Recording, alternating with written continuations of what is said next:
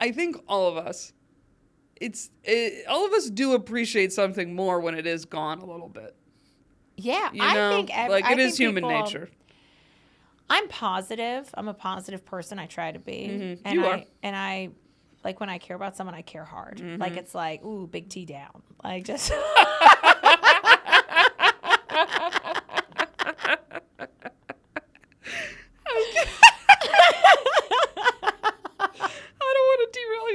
But it reminded me of a quote by you that you said one time. You were like, you know, when I love you, I will love the shit out of you. I'm just a big bundle of love.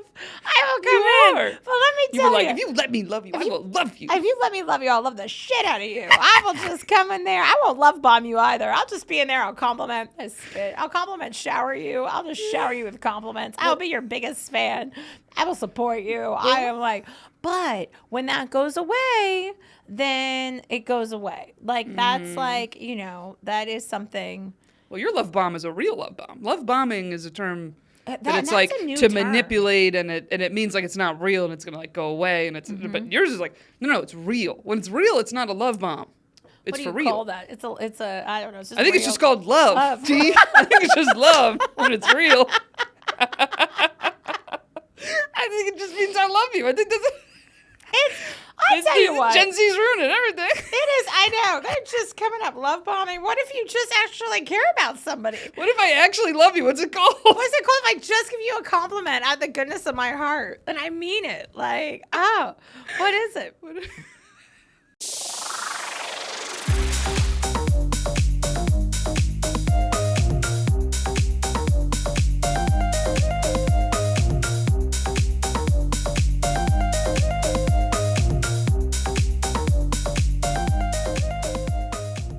Hello. Hi, everyone.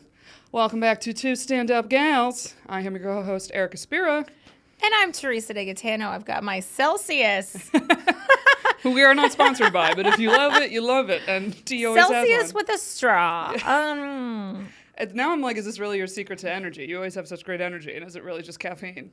I feel like yes. I feel like it's caffeine because I've never done any hard stuff. Like I've never done cocaine because I know I'd like it too much. Really? Yeah, I've never done it. And it's like, and I've been around it. You know, I've worked in bars and restaurants for like 20 years. No, it's more funny that your fear is you would like it too much. Oh, I know I would. Like you give me a cold brew and I'm like, woo! Yeah, I have a bit about this. Like I would enjoy it too much. I don't know if you would, because I feel like everyone has their drug of choice. I feel like for you, it might just be caffeine and booze. You're a boozer. Xanax is great. And a Xan. And a Xan, I guess. And a Xan. I saw a funny thing go by. My friend sent it to me when you're on the airplane and you're like 3 Bloody Marys, like have a Xanax in, and you're like, yes, I will volunteer if any issue happens on this flight. I got this. You got your like, cool, calm, and collected. You're so overly confident. You're like, I got this, everybody. Let's fix the horrors.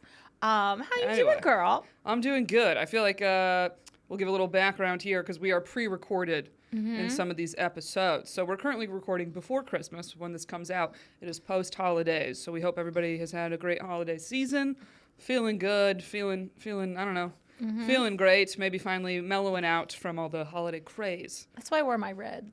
Yeah. I was like, should I wear red for my the holiday episode? Yeah, feeling festive. And we've had some people already joining the Patreon. This is exciting. Feels great. Thank you so much for all the support. Hope y'all are enjoying the extra episodes or ad-free episodes. And they helped us pick the official new name of the show. So, thank you. Can we look at your nails for a second, Erica? Let's get a nail shot. Oh my gosh, gorgeous every time, killing the nail game. Thank you. It's one feminine thing I do keep up with. Everything else, I feel like I'm very lazy. Oh, I don't agree with lazy. that. I don't know. I feel like on the maintenance scale, I keep it low out of. I just don't care enough. Do you know what I'm saying? You know what I struggle with? I'm getting my hair trimmed this week. It's sitting there and getting highlights. Like, I do need highlights. That's why I've never done it, yeah.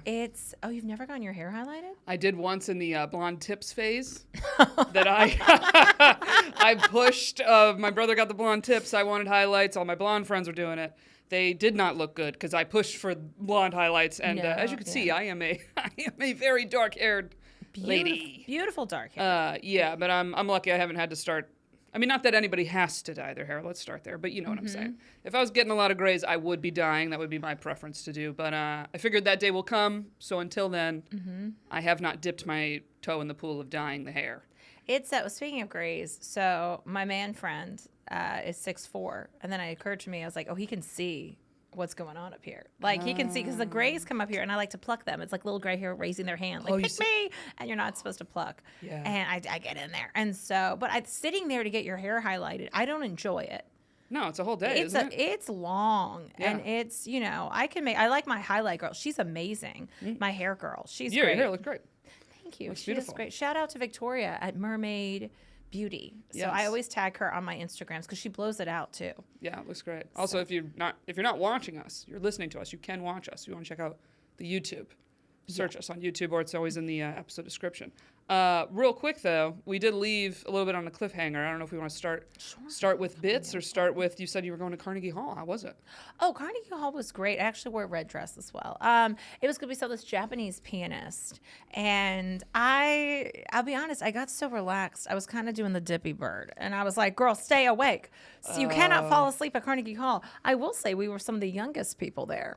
I mean, that part doesn't surprise me. That doesn't Sunday at surprise 2 me. p.m. What? Oh, at 2 p.m. Oh my gosh, I do have to share this. Okay, so it was 2 hours. There was an intermission, which was good because you do have to get up and use the bathroom. And that bathroom line was long. Like, I was coming back with a ding ding bell. It was like, ding ding, come back.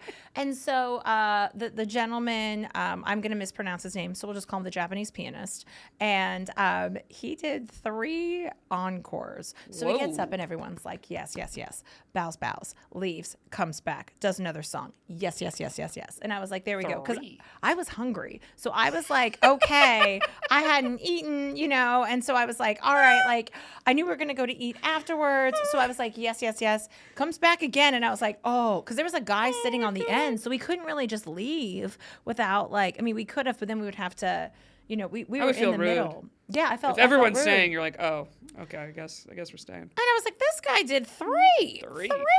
And 3. everyone, and I was like, that's bold. That's a I lot. felt that's you know, I mean, but people were clapping. And then I guess he does a bow like behind there's a certain way I guess he bows, and that's the final one. That's what I took from it. Oh. Because then I guess he bowed like in the front of the piano or something. But I was like, it was 3. Then we went to the Russian tea room, which I'd never been to. Oh, this is a big thing. I've had some great dates, I have to say. Yeah. As much as, you know, I may talk about other things. I've had some great dates. Russian tea room was great. So Is it especially Christmassy or just it's a thing? This was November, so it wasn't really. Okay. It's just festive, but I like they have the half booths. I don't know how y'all feel about sitting. Like, there's pressure to sit across from somebody at the table. I kind of like sitting beside. No, the big half booths like that. I thought it's to like cozy up. It is, and I love it because you don't have to stare. You can like look out and like just have conversations where you're not very datey. staring at each other. Because steakhouses are like that. The steakhouse I worked in, that's a big. All the dates want that half booth situation. I love it because you can touch, but like eat and be like, oh, look at, you know. You get it all, baby. Yeah, you do. Yeah, you worked at a steakhouse? I did. I was a hostess at a steakhouse for a while in between jobs. Hell of a time. Being a hostess is a very stressful job. Hostess, front of the house, because everyone comes in hungry. You're the first line of defense. Oh, the worst is when, because I'm not in charge of the actual bookings. So the worst is when the managers overbook you. And then you deal with people real mad that they're late for their table, especially on New Year's Eve, all the holidays. And I worked a holiday season. Oh, yeah. Where was this? In Binghamton? I worked at Morton's Steakhouse. You No, worked New at York City. Morton's? Yeah. Oh, Which wait, used to be the where's big old school. The Morton's It's by by. Grand Central. Oh, that's powerhouse. Oh, yes, it is. Yes, it Great is. martinis, by the way. Very My interesting. favorite. Love a deep V. You spill half on your titties. Love it. Love a big. Love a big. I can swim in that martini. Yeah, Dip the man. olives in like cookies and milk. It's a very old school place. How Very long did you interesting. work there for? I think 3 months. 3 months. Yeah. Partly because their avail system, I call it a veil system, whatever, with if you want to take off work, was basically just this old dude. And it was almost like if you told him a day you wanted off, he made sure you worked that day. You were better off like taking your chances or just finding someone to cover your shift. And I remember I had to take off Valentine's Day. I got a big gig. And it was way more money than I was going to make working there. And I said way in advance I was working Thanksgiving, Christmas. I was working like all these crazy holidays. So I was like, hey, I cannot do, Valentine's Day. And they put me on the schedule. And I was like, I can't. They were like, what's the problem? And I was like, all right, well, I won't be there. I put in like a month's quitting notice, a month in advance. And I remember they got mad at me for something else. Someone slipped me a 20 for a specific table. And it wasn't like we had some regular coming in that like deserves that table. I put them there. And then they got mad at me. And I was like, I'm making like $13 an hour and like tips for co-check. And I remember my manager being like, you pull something like that again, I'll fire you on the spot. I'm like, I already quit. I was like, I already quit. I put in a month's notice. Fire me right now. I don't care. But I was like, this is the name of the game. Someone gives me a 20. Why wouldn't I give them that table? Oh my gosh. And she switched it just to be a dick to me, as if like I was being, like I did something in the wrong. Also, this is New York City. Okay, I worked at Buca di Beppo, Universal Studios City Walk. That was my jam. I was 21 years old. Okay. Yeah. I made $9 an hour. I was hostessing, and you had to walk up the stairs. You had to seat people upstairs. Yeah, we had upstairs too. Yeah, but every table was almost upstairs. Like you're just walking up left and right. You give a tour of the kitchen. That's how they did it, family style dining. But somebody slipped me $100, and I had on boots like this, and I didn't have any pockets because I was wearing a dress, so I slipped it in my boot. A crisp $100 bill, like that was awesome. Yeah. So then someone snitched on me. Another table was like, oh, we were waiting, but then they gave the host money, and she like which is how it works. Yeah, I was like, fucking money talks. Like, grease my palm. Your table's next. Yeah, like right. And she asked me. She's like, that didn't happen, did it? You didn't take any money from them, did you? And I was like, no. Why would I? Of course I did. Like, why wouldn't you take? Right. And by the way, they didn't cut the line. It wasn't like crazy bit. Just this guy wanted this table. It was $20, and she came and took it back from me, and I was livid. What? So mad. I was like, that extra 20 mattered a lot at that time in my life. Thank you. It does. When you're doing that and you're paycheck to paycheck and you're living off of like, because it's not a lot per hour. Yeah, well, because I'll never forget this one night too, because we would get a lot of foreigners because it's near a lot of hotels. And the thing is, you have to pay attention to that as the hostess, because if you sit all foreigners in somebody's section, they basically work their ass off that night for no tips. Foreigners don't tip. I don't know if you all know this, because in a lot of countries, they don't have a tipping system. They don't, and that's what it is. But you got to pay attention to the hostess, because if I'd put one foreign table in each section, then it kind of makes it fair. And I remember this one night, the managers sometimes would take over where people got sat. And I was like, hey, you're putting all foreigners in the balcony section, which gets split between like 3 servers. And they did it all night. And I remember afterwards, we'd all go get a drink. And I'll never forget that night that all those servers were livid. And I was like, hey, guys, I was not doing the seating tonight. I was up there. But I was like, the managers took the seating out of my hands, and I tried to tell them. And they were like, we know that was not your fault. And they don't have gratuity added for... they're under a corporation, and like in the check there was a thing saying about tipping policy, because I said, like, why don't you guys have a policy that's like, hey, if you're 5 or more people, we automatically add 20%. And they were like, that's up to corporate, it's not up to us. And I was like, well, they need to change that, because all the foreign tables would also be 6 or more people, so it would be especially brutal. This is so interesting, because this is a great transition, because I wanted to talk about the tipping jar. So this is like my walk it off for segment, like what are we fired up about? So like I've bartended, served for like 20 plus years. Okay, New York City we have a tipping system. So you tip. That is how it works. I know there's like certain restaurant corporations that did away with that. What happens then is the price of everything else goes up. So your drinks are because they have to compensate somehow. Yeah. So also when you walk into a bar and the bartenders are hustling, that's because we're working for tips. You go to Europe, you have a 3-hour lunch, because they're not working for tips. They don't care. They don't care when you get your cappuccino. They don't care when you get your branzino. Yeah, they don't care to flip the table. They don't care. There's no incentive. So we live in this tipping culture, which is fine. But now everybody has a tip jar. Went to get the Celsius today at a bodega around the corner. There's a tip jar at the cashier. Why? I'm sorry, but why? You're not doing anything. I am fired up about this. As someone who works for tips, I love my Panera Bread. Tip jar. That's a corporation. Pay your employees more money then. It is not up to me when I go to Lenwich. I get a salad. The guy's making my salad. Great. Guess what I'm doing? I'm taking my salad and I'm leaving with it. I'm not sitting at the table. You're not cleaning up after me. You're not washing my dishes. You're not serving me. It is an in and out transaction. And then the cashier, I'm waiting for my soup, has the audacity to have the tip jar there and then doesn't even call my number when my soup's ready. Guess what? Here's a tip. You're bad at your job. Get it together. Like, I know when I suck waiting tables. I know when I'm slammed, and I will tell tables, I am so sorry. I'm honest. I'm like, I forgot to bring your drink over. Oh my, I'm so sorry. Like I am just, that is who I am. I will, and I know like, man, they were very generous. I appreciated that. Maybe I gave them bad service, but I give people some great service, but they feel, I think people feel now they have to tip everywhere because they swivel around the screen on you. And then it's like, it's an automatic 20%. You poured my cup of coffee, I left. Coffee is insane. The amount of coffee. This is kicked in. No, the percent tip is on everything.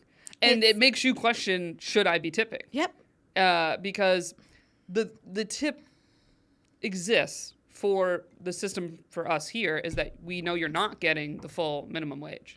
That's why the tip exists of the automatic kind of 15, 20%. So when the tip is automatically included in certain places, you actually question, are they getting a full wage? Because that's what I thought it's okay to not tip. It's like, no, you actually get paid a full minimum wage here. So the tip is a true extra of like, wow, if you really went above and beyond, maybe I'll add $1 here or there. Or if I go to a coffee shop and sit and I'm going to do work for a few hours, I tip because I'm taking up a table, I'm taking up space, I'm going to be here a while. Hey, here you go, type of thing, is how I see it. Or if I'm actually waited on. But I agree with you. If like, I got this coffee and I'm dipping. Or like, you're the owner of the place. Why do I? You own the whole thing. Yeah. Why do I got to tip the owner of the whole thing? Also, if you remember me, like, here's the thing. There's a set line. When you're at a bar, there's no line. It's people just waiting at the bar. So you're like, go, go, go when you're bartending. So if you stiff the bartender in the first round, they remember. So guess who they're not going to next? They're going to wait on A, B, C, D before they wait on you because what's the incentive? You already stiffed me. I mean, the incentive is to make money for the company. You have to wait on them, but there's no personal incentive. Well, here's a great question for you. I saw somebody post this, being like, all right, you go to a bar, you're going to be drinking at the bar, it's your one stop in the night. What should you do in terms of tipping? Do you give the big tip up front, up top? Do you tip on every drink? What would you recommend?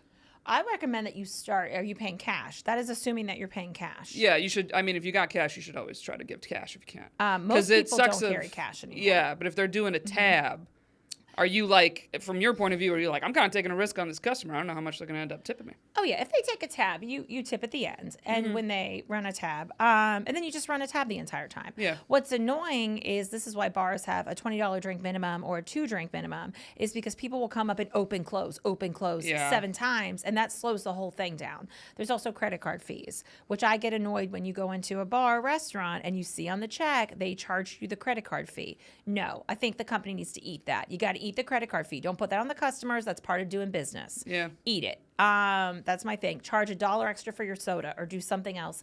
In that way, I don't want to see that because that also will come out a tip for your servers. I tip cash round for round. Like if I go out, I like to tip nicely as we go. And I've been to places that I've tipped them very well and they've never bought me back a drink. And guess who doesn't go back there again? Me. Because that is very common, though. That happens to me. Yeah, but it's like one of those, like, would be nice. But, yeah, you notice it. You notice, when people leave $1 every time. There's someone who comes in every single Friday. I know his name. I know his first and last name on the card. I know exactly what he drinks because I'm good at my job. Do you think he could leave an extra $1 every now and then? No. So it's like we recognize it. Like it's just, and $1 is so simple. Of course, then, maybe the barista. If the barista remembered my drink order and remembered me, yeah, you get a tip. But sometimes there's just nothing. Yeah. Do you know what I mean? That's also part of hospitality. That's part of it all. But that tip jar is everywhere, man. It is just. Yeah, I mean, not even an official tip jar. It's the percentage on the screen. Can I say crazy audacity that it will automatically be on 25% when that screen flips. Who do you think you are? They're trying to just catch people not paying attention, moving along. But there's a lot of people that feel that. You feel the pressure, and I don't want to look cheap, and they just keep it moving. I went to get coffee the other day for a few people, and she was so nice, and she gave me the tray and put it in big glasses because she's like, we don't have lids for the smalls. Let me get you lids. She really set it up so nicely. She got a tip. I thought she was great. I was like, oh my gosh, thank you so much. Also, any job where someone touches me, pedicure, manicure, massage, over. I didn't know we were going that direction.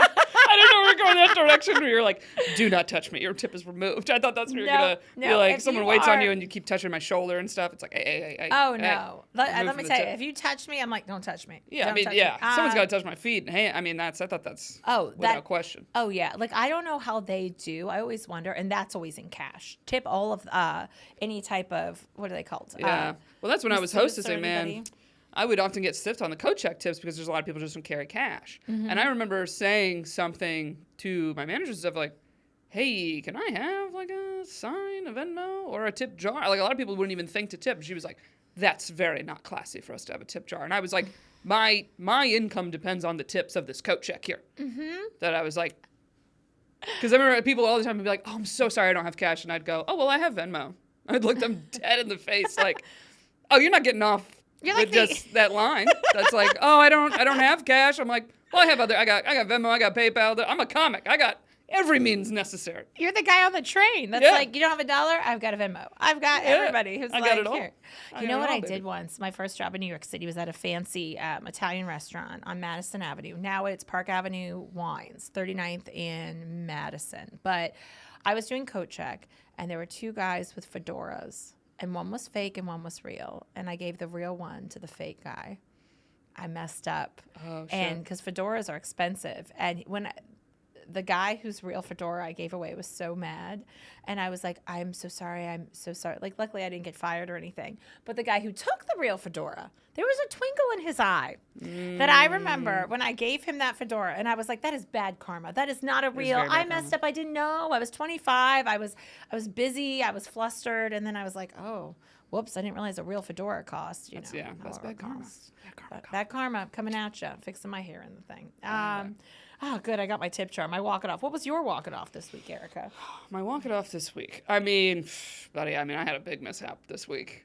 I mean, it's partly my fault. It's also partly, I don't know how to make this a thing. It's just, the holidays are a beautiful time and also just a wonderful, terrible time of like driving in traffic. And I had the biggest fuck up that's totally on me is it totally on me? I don't know. GPSs are a beautiful, wonderful thing and a terrible thing that I drove in terrible traffic through the Rinkland Tunnel. And then it was like, take this right, blah, blah. And the sign literally said, whatever, 495 or something. And it said Lincoln Tunnel. I'm like, I think this is going to take me out through the Lincoln Tunnel. And I like looked at all the map. I zoomed it out. And it was like, oh, no, you take this right, but then there's a left and blah, blah, blah. I take it and I get in. And then certain times of day, other things are blocked off.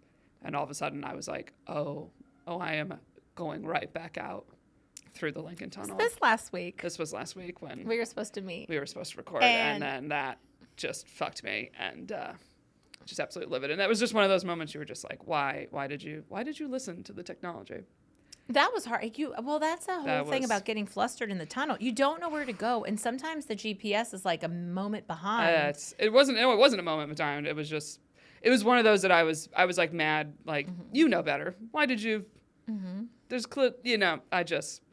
and then it was one of those days where you're just like, ooh, this is one of those days. It's like nothing is going your way. This is a drive that usually takes like hour 20. Suddenly it was like a little over 2 hours, but I was like, it's okay. All right, maybe it's going to be 10 minutes late. And then that made me too late that our recording and everything got messed up. And then it was just one of those days. But then this is the worst. It was like, okay, that got messed up, whatever. I was like, all right. I was going to go hang with a friend or something afterwards anyway. I haven't seen my buddy Jordan in a while. I'm like, okay, I'll have dinner with him at the cellar, hang out, see some comics. So I'm there, we're hanging, we're eating dinner, and another comic joins that, I'm also friends with. And it's just one of those days, when you're like, it's not one big thing, it's like just a bunch of little things where you feel this like, ooh, I feel like I'm going to cry at the drop of a hat over nothing. So this other comic joins, and he's like, how are you doing? And I was straight up like, honestly, I've just had like one of those days. Like, tell me something good. And then he's like, no, what's wrong? Like, what's wrong? And I was like, no, you go.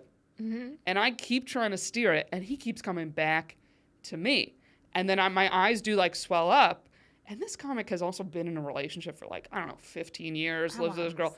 And I wanted to be like, bro, haven't you had a girl for a long time? How are you not picking up on this? Where it's like, I don't want to talk. Drop it. This is clearly I don't want to talk about it. And also like, I'm not your girlfriend. Yeah. I'm not. We're also in public where I was like, no, dude, if I start talking about this, I'm going to start crying. And the last thing I want to do is be crying at the fucking cellar table with comedians around.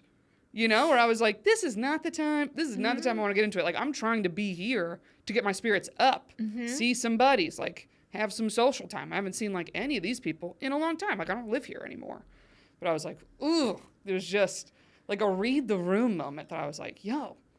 I even was open about it, just being like, yeah, man, it's like just a bunch of little things that at the end of the day are dumb things that I should not be on the verge of tears about. But for this moment, I just am.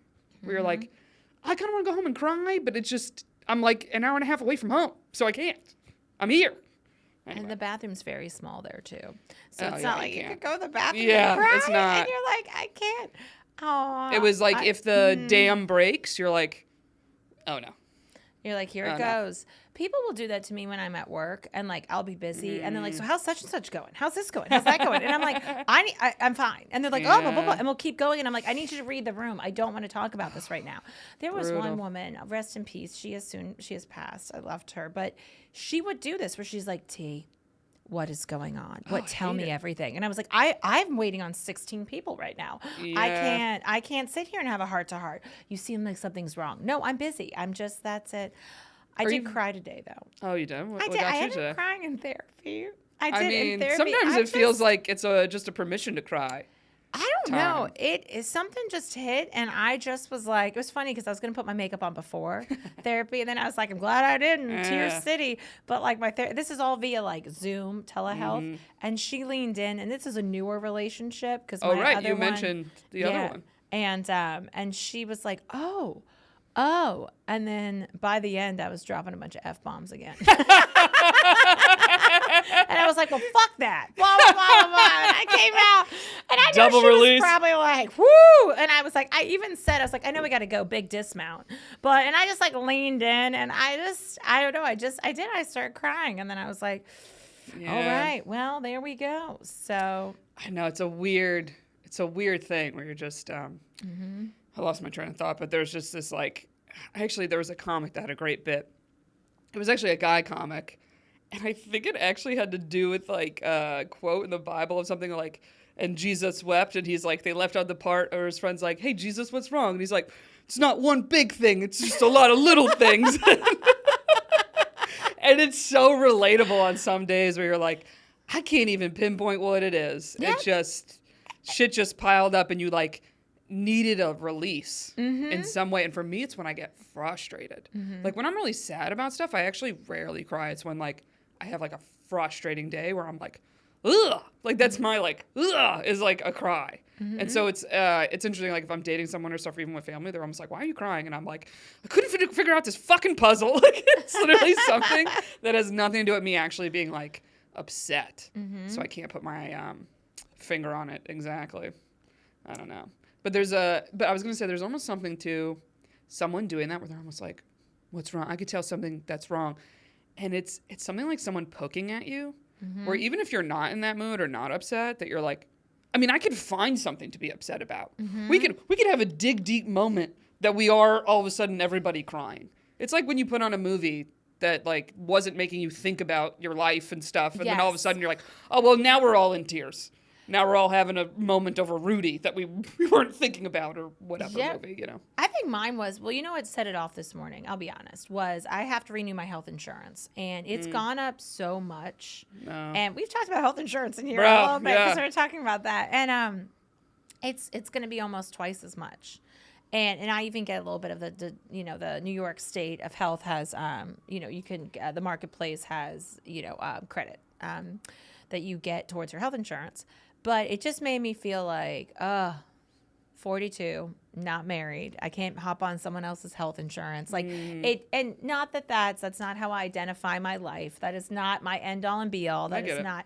But it was just like, oh damn, you're out here on your own. You're still doing this on your own. You gotta, the guy on the phone was so annoying, and I was like, just flat out asking him like, well, do you know of any other plans? And he had to read through everything before he could get to the plan. And I was like, okay, that was a waste of 25 minutes that I needed to. And time is of the essence. I don't necessarily have time that I can sit. Like, I have to do this stuff before work because I can't sit there at work and have a conversation. Heaven forbid, someone will start talking to me about God knows what that I don't care about, customer. That I'm like, oh, yeah, great. And so that kind of set it off. And then the thing is, too, when you get into a relationship, that becomes the forefront, I notice, of a lot of conversations with friends is the relationship. How's the relationship? What's going on in the relationship? And even if something's not bothering you that much, when you start talking about it, you're like, yeah, okay. Like, it just becomes like a thing. And so then that, I ended up talking to one of my friends, and then I was like, oh, it's rainy out. I went to workout class. I don't know what was going on with these hip flexors. Could barely do a lunge. Like, we did this thing where we were on a block, and I couldn't stay on the block. Like, I kept wobbling. My balance was off, and I was like, what's going on, body? Frustrating. Work with me. Like, so it was a good class, though. So, but that was, and then the tears came. I feel like you had the day today that I had last week. You just were like, it's just one little thing after another little thing. And it's frustrating because you're like, I should be grateful for, like, all the days that I have. But there's some days where you're like, can today be over? I would just like to be done. Yeah. Today's just not my day. And I'm a very understanding person, but sometimes I have to, like, protect myself where I'm like, no, today I get to be stubborn. Like, today I don't get to allow, like, certain behavior. Like, okay, I'm not going to be the first to reach out. Oh, I'll wait. I'll wait. I sent the last text. Oh, I'll wait. Okay, still waiting. That's been there. Oh, that's a toughie. Been there. It's a toughie. Side note, health insurance. I did use. I talked to this person that's like a consultant. It could maybe help you find the best plan for you. But when I talked to them, turns out I did pick like the best option for me or whatnot. Okay. But it is good to get on the phone because when I went to renew, I got on the phone and talked to them about like my income was lower this year, and I did get a better discount, surprisingly. That's what I had. So I was a little pleased about that. I was like, well, that's a silver lining of I made less money this year. I was like, well, got a little bit more of a discount, so I guess I'll take that. And I tell you what, they don't help out the single person because they're like, oh, this one's child with dental. Yeah, I don't have the child. I don't have a child. I don't have dental. Can I do a child's eye? Oh, this is child eye. Well, I need adult eye. I need solo adult eye. One eye. Help a girl out. Like, I don't think anybody likes calling customer service. It's just. Well, usually it's just a pain to get someone on the phone. It's like impossible. So I was like lucky. I was like, oh, I got somebody on the phone rather quickly. So I was a little pleased about that. That was nice. But still, yeah, it's a thing that takes a few hours of your day, and it's frustrating. Last year at this time, my boss told me to look up, Google this health insurance thing. Put your number in. I'm not kidding you. They called me over 100 times. Oh, my God. They kept calling, like whatever number was, like they put it in their database and called and called and called. The one night, it was 11:30 at night. And I gave the guy what for? I was like, who are you? It's 11:30 at night. Why are you calling my help? What? Like, I was so mad. I was like, never again. So be careful with those. Ugh. I did get on the wrong train going to a show in New Jersey. So I understand your roundabout in the Lincoln Tunnel. New Jersey Transit at Penn Station is a bit of a nightmare. And I was waiting for my train, the 507, and then the 511 came up before the 507, and I ran with the crowd. And then I'm on the train, show the guy my ticket, the conductor. I was like, oh, I know we started late, but will the train wait for us in Long Branch, New Jersey? We had to switch trains. He was like, you're on the wrong train.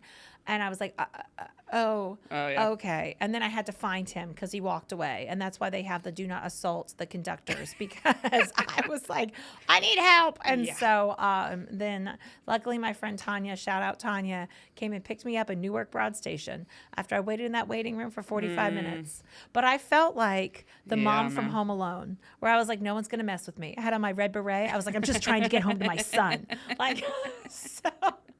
No, dude, I will sell my soul to the devil himself. I feel like everybody waiting for any train in like an Amtrak type situation. It literally feels like it's like a dash to like Noah's Ark. Oh, where you're just in a crowd and it's like, get on. It's the last train, last copter out of Vietnam. It's like what it fucking feels like when you're in there and you're like, if I don't go with this crowd, and I was shoulder to shoulder. People were bumping me. I got stuck in someone's bag, and I was like, don't get aggressive, Teresa. Like, just. Because I could get aggressive. I was like, you're fine. You're in the right spot. And I've been there. Like, oh, Lord. Been there, buddy. We also had a continuation thing from last time. I was talking about that new therapy bit I was working on. But you said you had a bit similar to therapy. but you didn't have time to tell me. Do you remember Oh, what my it is? therapy bit.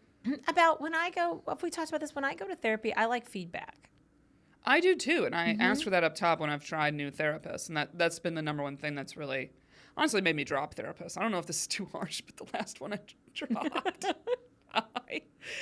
And then it's like right then when you're having the conversation of dropping them, then it's like then they're clawing to be like, oh no, wait, no, we have so much to do, and I'm like, well, do something because I've given this a shot for 2 months, and she asked me what was my number one thing, and I was like, to be honest with you, I've never thought about anything you've ever said. Which I've been told was harsh, but that is the truth. I was like, I started day one with you being like, you got to ask me questions, maybe dig deeper, challenge me to look at stuff differently. I'm like, I'm here to improve. I want feedback. And she was giving me nothing.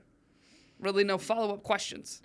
And that's why I'm weary of the sliding scale people. I'm like, I feel like you're a sliding scale for a reason. And it's because it's not very good. So anyway, so what was your bit about therapy? Oh, mine was that this one therapist I went to would never give feedback. And I want feedback. So I had to dig for it. I was talking about dating in New York. This was a while ago. And I was just struggling. It was like, I'm going to say fuckboy after fuckboy. Just like people that just don't, they want to be in a relationship, but then they don't. That's like the quintessential story, I feel like. And so I was asking her, I was like, do you have any insight on dating in New York? She said, dating in New York is like finding a needle in a haystack. I was like, that's all you got. Columbia University degree. That is all you got, needle in a haystack. That is all you can give me with your master's degree in psychology. Needle and a haystack. So needle in a haystack. I was like, I can give $10 to the crackhead on the corner, and he's going to tell me a lot more about needles and haystacks and relationships and give me some more advice that you have not and then she did retire, or like she was switching fields, and then she's like, oh, how does that make you feel? And I was like, excited. Like, I'm just I was like, it's fine. I just didn't feel like I did want some insight. Even today I got frustrated because what we were talking about, I like when people text me back. This is a trigger for me. If we're going to talk a little bit about relationships and dating, I've dated the guy who takes a day to text me back. And let me tell you, that doesn't work for T. That doesn't. I would think a lot of people would agree with you, yeah. He was the firefighter. My joke about it is he was a first responder who doesn't respond. That's a great line, yeah. It's a great joke. I don't believe you. I know you were working at 24 at the firehouse, but you didn't. Yeah. Did you have calls every hour on that hour that you couldn't have just shot me a quick text? So for me, it makes me feel like I'm not important. It makes me feel like you don't care, and I should just go fuck off. And or you're like, would you respond if I was on fire? Yeah, and so exactly. I guess there's a fire in my apartment. Oh, now I got you to respond. Yeah, got to pull an alarm to get a response. Yeah. So I like some communication. Now, do I expect, you to communicate all day? No, but, so that was one thing that got to me where I'm like, okay, so then what happens is I get stubborn, where I'm like, oh, I'm not going to reach out then. I'm not going to be the one. I sent the last text, which was very nice. I was talking about our podcast, and I was like, I'm very hopeful about it. Like, it was so sweet. I was like, oh, like excited about it, and nothing. And so for me, in a relationship, friendships too, like I wouldn't continue to text a friend if they didn't respond. So this was something we were discussing, and I was like, in this day and age, I feel like it's showing someone that you don't care. Would you agree or disagree? I don't know. No, I agree. People tell me what you feel. Am I over? No. What's the time? The other thing is like, what's the time frame? I mean, I'm not a therapist, but I'll give you some feedback if you want it. I think friendships and relationships are similar in this way, that they kind of are like a bank account where you have to look at them and you're like, am I the only one depositing in here? Oh, I love Some people are just withdrawing. And you're like, I'm the only one making deposits. I'm the only one initiating things. I'm the only one that's trying to add to this. And I've had friendships and romantic relationships where I was like, oh, this person really just takes from this. They never really add to this. And it can be little things like initiating, reaching out, follow through. It could be many, many different things. So it's very frustrating. I don't find it to be a stubborn thing to withdraw your energy and not reach out. I can see how in other things in relationships that's like a stonewalling, stubborn behavior. Like, let's say if you are upset about something else or there's an argument and your move is to withdraw and stonewall, because I've done that. And that's where I think I'm in the wrong. And that's not good, right? It maybe is good of you need to cool off for a second, fine. But if you're actually upset about something and you're just sitting there stewing, it's like, okay, well, you're also not getting what you want. You're not solving the problem. But in terms of like the reach out, especially in very, very early dating, I do think there's truth to that because it is like, do you think of me? When am I going to hear from you? And especially if it's like, yeah, I was the last one to say some stuff and I haven't gotten a response because I actually saw something recently, I think it was Twitter or somewhere, but it's like someone who cares about you and thinks of you is not going to like forget to ever text you back or text you because they'll naturally just think to do it. Yeah. Because I've had that where I forgot to respond to messages of a friend or someone, like maybe I woke up, read it, and forgot. But then eventually there's something I think to text them, and I see, I'm like, oh my God. I'm sorry. I didn't respond to this, or the message was in the drafts, I didn't send it. And I'm like, oh. And I'm right back in that conversation or thing. But especially if it was someone I was dating, I'm like, yeah, I'm probably going to be messaging them in like a day. And this is something like if someone's busy at work or like when I get busy at work, I can't really respond or like, hey, I'm slammed at work. Like I can't I'm not on my phone. Like, so my phone has to be down or whatever. So that's not this scenario as it is, but it's like in this day and age when everybody's on their phone. And then if you follow the person on social media, which most people have, you see that they're on there. You see so it's kind of like, okay, this is, it's an interesting, like, and you don't want to, for me, I don't ever want to be needy, like, and be like, me, you know, like that kind of thing. But you're also like, okay, well, all right. Like that is an interesting, some people just are not, I don't know. I don't think like that. That's the thing is I respond. So I get it. I get it. I think that's like an icing on the cake of it where you're like, because I've dated people that were truly a not on their phone person, but they also were not a social media person. And so it tracks. It makes sense and it's frustrating, but I like accepted it because I was like, oh, you truly are you're not on your phone at all. And when I was with them, it was true. It rang true. But the person that I've dated, the people you're like, I'm not getting a text back. Or when I do get a text back, everything I said is like fully ignored. Yeah. Especially if there was a question. I ask you a direct question of like, what do you have going on this weekend? That's ignored, and then I just get a text about something else. And I was like, the fuck? Hi. Yeah. I was that's a real left on red situation. And you were posting up a storm on the Instagram or wherever. I'm like, what's going on? And that's when it's like, okay, yeah, I have a right to say something and be annoyed. It's also hard in this day and age when you're dating. And if, like, I've had this experience in the past, that you see what the person's doing with everybody else in that real time. Like the same guy, firefighter, I remember he took a trip like 4 months into us dating. And he was like, oh, I'm going to go to New Mexico. And I was like, okay. He went to New Mexico for like a week. Yeah. And then I saw he was on there because of like his Facebook or whatever, that he made it there okay. And I was like, hey, thanks. Like, thanks for reaching. Like, it was just like, now I got to teach you how to, like. I told the world, but I didn't tell you. Yeah, I didn't text I was like, okay, so, like, do you even want to be, like, in a monogamous relationship? Or do you want to even, like, this is where the communication, it's not just back 20 years ago where you call someone's house, leave a message, and they're out in the world. Everybody's on their phone all the time, every day. Like, so that's where you know what's the worst for me?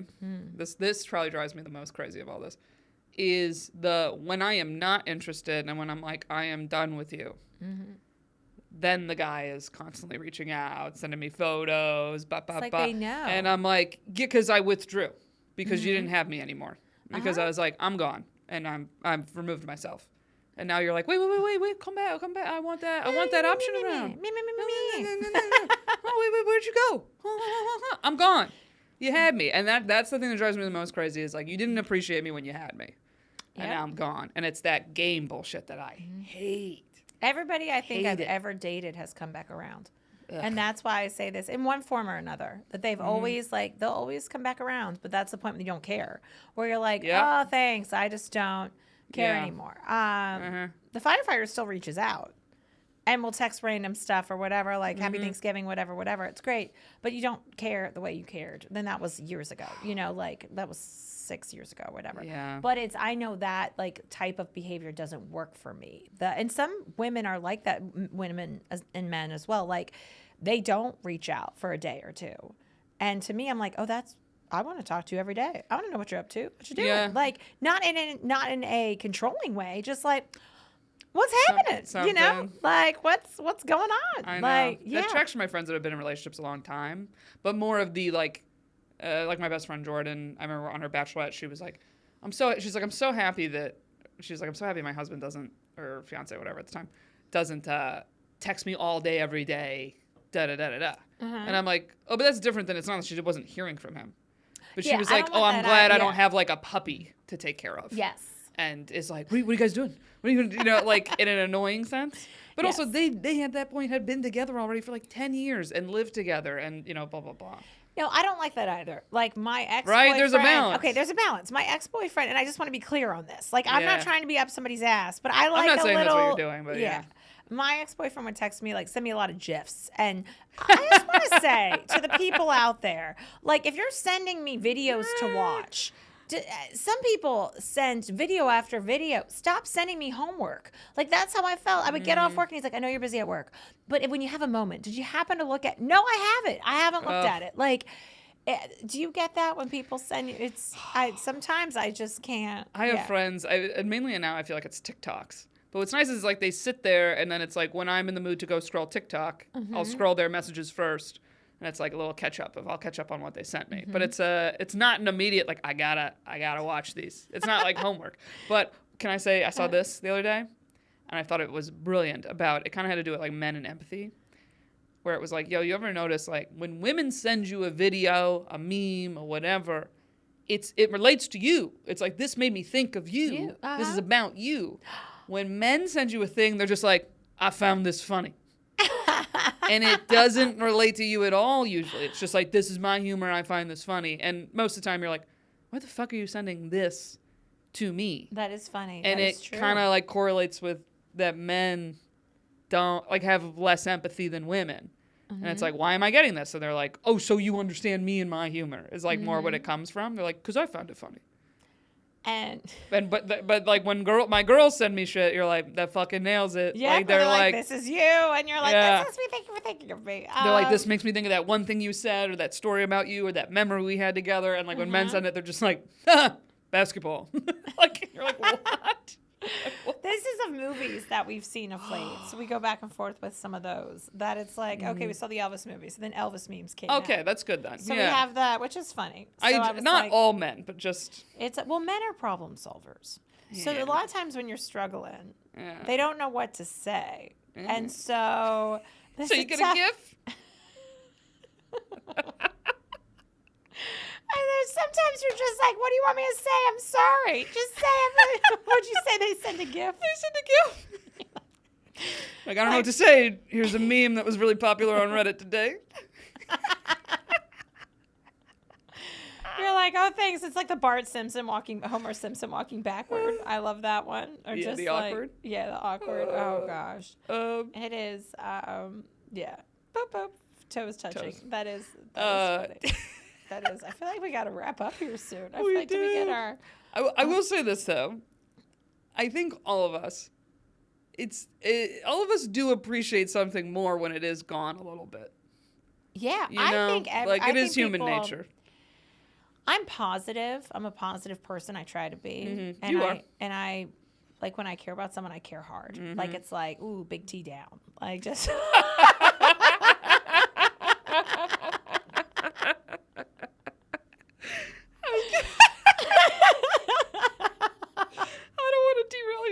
But it reminded me of a quote by you that you said one time. You were like, you know, when I love you, I will love the shit out of you. I'm just a big bundle of love. I will come You in. are. But let me You tell were like, you. if you let me love you, I will love you. If you let me love you, I'll love the shit out of you. I will just come in there. I won't love bomb you either. I'll just be in there. I'll compliment. I'll compliment shower you. I'll just shower you with compliments. I'll be your biggest fan. I will support you. I am like, but when that goes away, then it goes away. Like, that's like, that is something. Well, your love bomb is a real love bomb. Love bombing is a term that it's that's like a new to term. manipulate, and it means like it's not real and it's gonna like go away, and it's but yours is like no, it's real. When it's real, it's not a love bomb. It's What do for you real. call that? It's a I don't know. It's just I think it's real. just called love. T. I think it's just love when it's real. I think it just means I love you. I think that's. I'll tell you what. Gen Z's ruining everything. It is, I know. They're just coming up. Love bombing. What if you just actually care about somebody? What if I actually love you? What's it called? What's it called if I just give you a compliment out of the goodness of my heart? And I mean it. Like, what is it? I was just being nice. What if I we're don't just know. nice Italian girls that love you for real? I know. What It's if I not love bombing. It was actual love. Just let us love you. Just feed me and fuck me. What is wrong? God. Just give us the leftovers, dog. Just let me take the leftovers home. Love a leftover. That was a cackle I just did right there. I did. That was a big cackle. That was good. I think we got it right. Oh, God. Well, a fun app for everybody. That was good. That was fun. Go just love somebody. How about that? I actually gave this woman a compliment at the bar this week. I was done with my shift, so she didn't know I worked there. She had really pretty white blonde hair. I couldn't tell where it came from, if it was natural out of a bottle. I don't know. It's very in style right now. She was older, and I was like, I love your hair color. It was just it was nice. Crisp. So I was leaving out the back door, and they passed me. She didn't realize I had my hat on, and I heard her tell her husband, there was a random woman inside that told me she liked the color of my hair. And I was like, oh. And I was like, see, I just compliment bombed everybody. Just over here dropping compliments. And but I was like, it was very, because I talk about this, compliments. And so I was like, there you go. And she was like, oh. Of course, her husband was probably like, whatever. But, he sent her a GIF. He was like, there you go. It's called a GIF. Is it called a GIF? Is it called a GIF? Not GIF like the peanut butter? No, it's all right, though. Crunchy. It's been debated a million times. But I anyway. know. Oh, is it a meme or a meme? That one is a meme, but I'm sure people call it memes. I don't know. Memes. Anyway.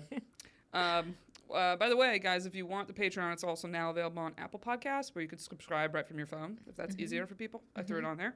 Yes. But it's patreon.com/shootersgottashoot. Sorry, I have not changed the IP address yet. But join that if you want extra episodes, and it helps support the show and helps support me and my gal T, and for us to use the studio when we're in New York. So anyway, and stay tuned for a little Patreon preview right after this episode if you want a little taste. We'll talk to you next week.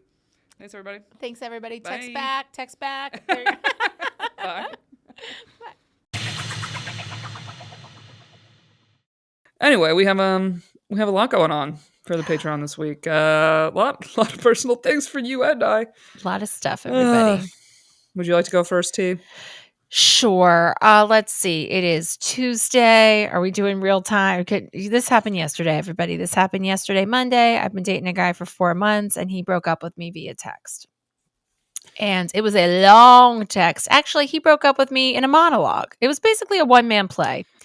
And he is an actor. He's an actor, and this is not the first time he's done a long text message for things that are of importance. And I've stressed and said, it'd be great if you could pick up the phone and have a call. This is a phone call type conversation instead of just all over texting. Yeah. So, it's been an interesting 24 hours. I was coming back from visiting my family in Pennsylvania, and we had texted over the weekend, and I called him before I got on the Amtrak train because it was snowy, and I was like, I just wanted to say hi, to see how your day is. And he was very short with me, very short one-word answers, which he is sometimes on the phone. We don't talk a lot on the phone. So for everybody out there listening, it hasn't been perfect, but no relationship is. But I've had some things that I've questioned, and even just the level of the difference between dating an introvert and an extrovert. I'm bubbly. I'm fun. I come in, I think every time we had a date, I will say I came in with a smile and a positive attitude because I was excited to see him. I was not always met with that same kind of enthusiasm for 4 months in. And that was something that was, on my mind. Like, hey, this should be fun. And it was fun, but sometimes it was like I felt like there were walls up with him. And there are. So he was short with me on the phone and I could have just let it go, but I was like, no, like I didn't do anything wrong. Like, and I don't even like the fact I'm questioning. Did I do something wrong? I should be able to call my boyfriend of 4 months and say, "Hey, just wanted to say hi," like without him sounding short with me. To hear the rest of this Patreon episode, join the Patreon at patreon.com/shootersgottashoot. Or now you can join on Apple Podcasts by subscribing there. You get extra episodes every week and also ad-free episodes of the regular podcast. So you can join by subscribing at patreon.com/shootersgottashoot or go to Apple Podcasts and there's the ability to subscribe right from your phone easily over there as well.